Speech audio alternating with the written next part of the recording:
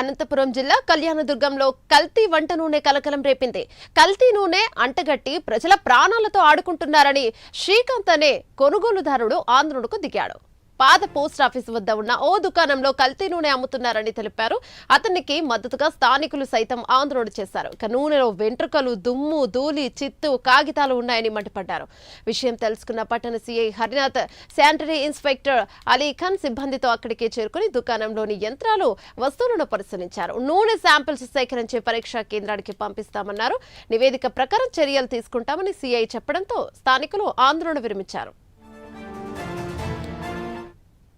తగ్గించుకున్నాను నేను లేదబ్బా 30 రూపాయలు కొంటే కొన్నా పోతప్పు అన్న సరే 30 రూపాయలు దాన్ని పోయాను అన్నాను చెప్పినా నేను అన్నా నువ్వు మంచిది పోయినా నువ్వు మంచిది పోయినా అంటే బాగుంది తప్పు నువ్వు అన్నా బాగా ఎంత ఇస్తాను నేను చూడి ప్రైస్ చూసి పోయాను బాగున్నా అని పోసినాడు పోసి నూనె ఇచ్చి పోయినా నేను నూనె ఇచ్చి బయట పోయినా నేను పోస్తే మళ్ళీ అక్కడికి వచ్చినప్పటికీ మళ్ళీ అక్కడికి వచ్చిన పట్ల నూనె పోసి వడేసిన పట్ల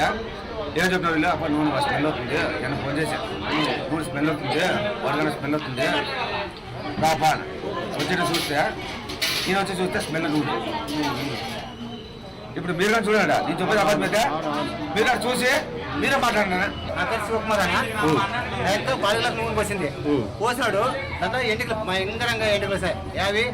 మన మేక ఎంటికలు వస్తాయి సార్ అది పొంగినట్ల కాగినట్ల నూనె బాగా స్మెల్ వచ్చింది యాక్చువల్ కానీ అది ఏమన్నా చూడాలంటే చూస్తున్నాం ఇద్దరు చూస్తే అతను అది ఏమవుతుందని వాడు అవ్వలే వద్ద కానీ నేను చేయదాకా పిల్లలకి ఇబ్బంది అవుతుంది అది కావాలంటే ఇంటికి ఇద్దామని అన్నాను అంతే అట్లా నుంచి తీసుకుని వచ్చినాడు ఆయన ఏమన్నా చూసుకొని నోట్లో ఇట్లా పెట్టుకుని బాగుంది అన్నాడు 10 మంది వచ్చి చూసి అందరూ పేరు పెట్టిన దోశలు ఇడ్లీలు చేసుకునే వాళ్ళు చేసుకునే వాళ్ళు దాంట్లో కల్తీ నూనె వచ్చింది ఎంటుకలు ఉన్నాయి ఆ సత్తా కుప్ప కూడా ఉంది ఒక వాసన వస్తుంది నూనె కాగబడుతుంది అట్లా నూనె మేము ఎట్లు చేసుకొని తినాలా 6 హోటల్లో వచ్చిన తిన్నోళ్ళు మమ్మల్ని ఏమైనా చొప్పులు తీసుకొని కొట్టుకోనా వాళ్ళకి హెల్త్ బాగాలేకపోతే మేము ఏం గది కావాలా మా మీదకి వస్తారు బాధ్యత వీళ్ళ మీదకి వస్తారా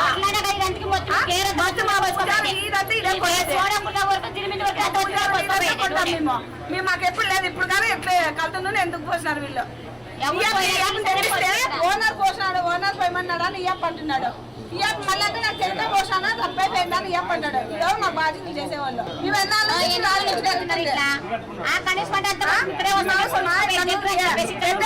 మేము రూపాయలు కదా కొంటాం మళ్ళీ మేము ఎట్లా కొంటాము.